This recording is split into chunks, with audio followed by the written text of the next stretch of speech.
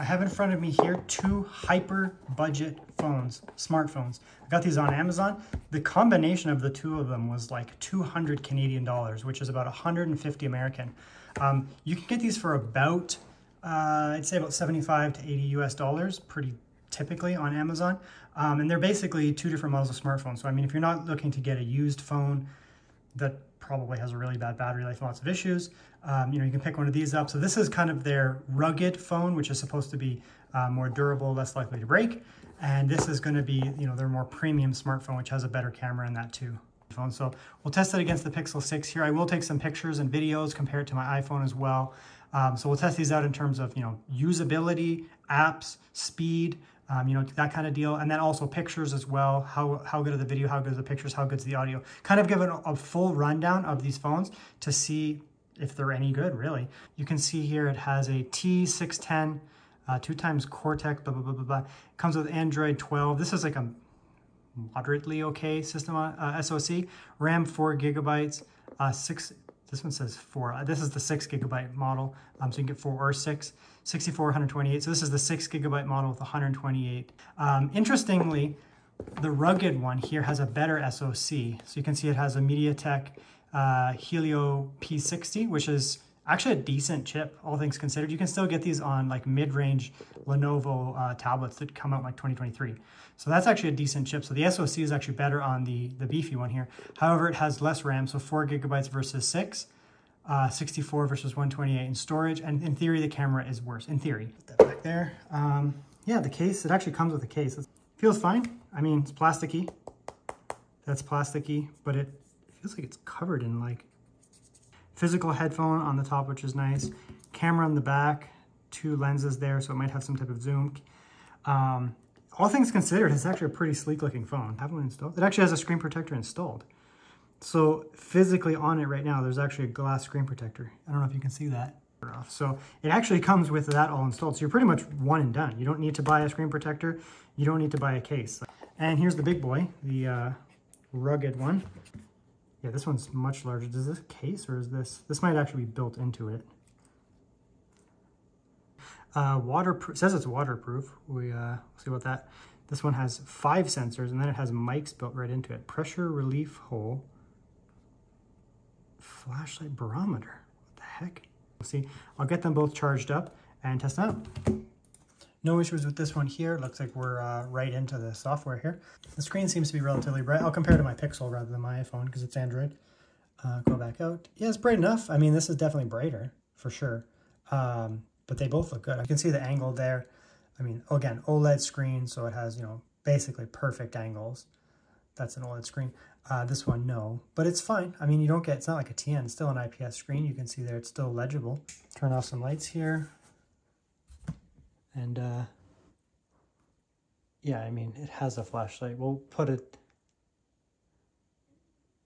say that it has a flashlight. I'm not gonna comment on how bright the flashlight is, but it has a flashlight. We'll give it 62 gigabytes of storage on this one. That's actually pretty good, to be honest. All right, so we're stuck with Android 11 for now, which is interesting. It says there, August 5th, 2021. That's a pretty old version. There we go. Jeez. So like you can see here, it takes SIM card and SD card in the same, so you can put your SD card in one slot, SIM card in the other.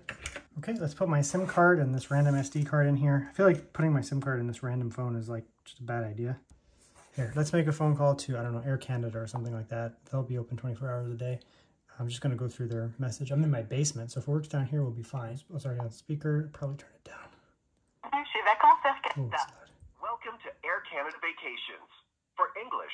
So the speaker is very, very, very, very, very loud. Are you an airplane member? Please press 1 for yes. So yeah, I mean, that's a very easy test. The cell service seems fine. I have 3 bars in my basement. My iPhone does no better. I'm actually on 4G now. You can see that there. I guess LTE took a minute to update the network settings there. So now I'm on 4G. My Telus has 4G. So yeah, I mean, it's working well. I'm getting 2 bars. I usually have a pretty bad cell service in my basement, to be honest. Okay, so I have this speed test thing in here. We'll get this running down in my basement, and then what I'll do is I'll go up, and then I'll go upstairs and I'll test it out. A little rough. I mean, it says we're getting 4G, but we're certainly not getting 4G speeds.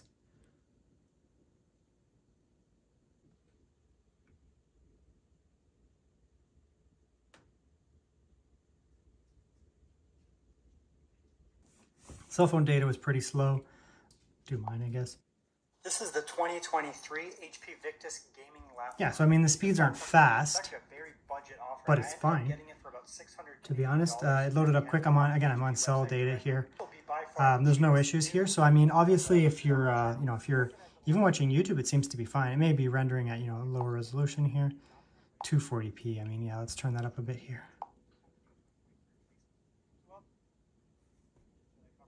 It's quick enough. I mean, 10, 15 megabytes a second, you're going to be fine, to be honest, streaming YouTube.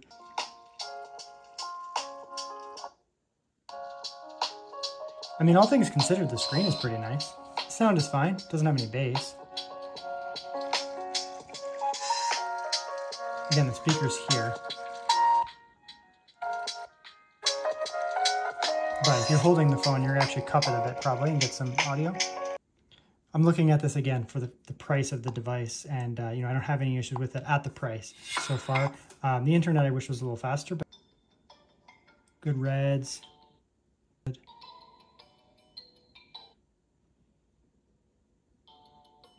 I mean, it's pretty good. The screen is nice. I don't have any issues with the screen. It's actually a pretty nice screen, all things considered. Okay, so yeah, there's some other buttons here. Let's see what this one does here.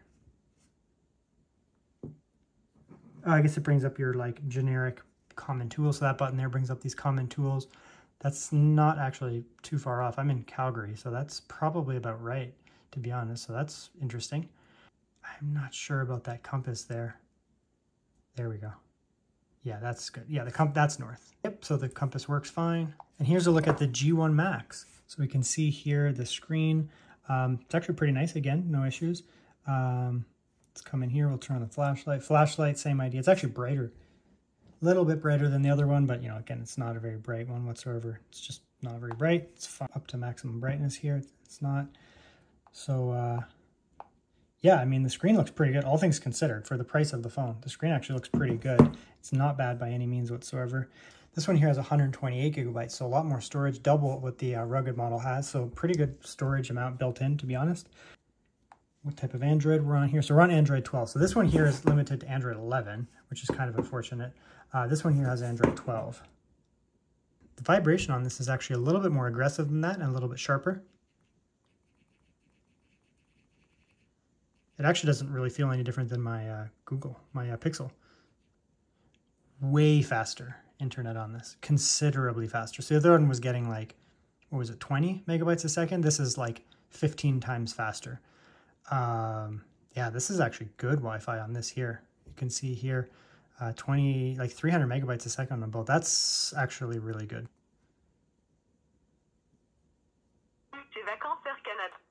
Welcome to Air Canada Vacations. For English, press 1.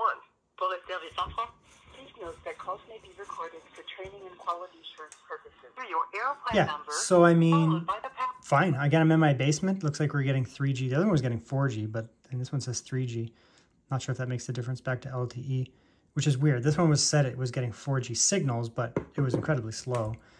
This one says it's getting LTE, but we'll come in here and we'll just do a speed test now on cell data here. About the same as this over here. A little bit faster. This is how it was up in my upstairs.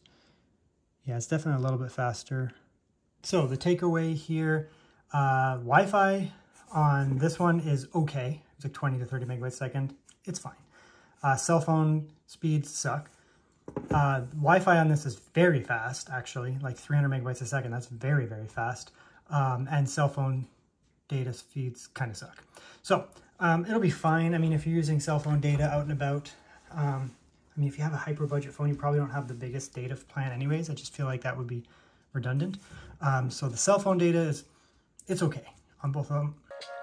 This is louder. This phone here is louder. Absolutely. This model here is louder.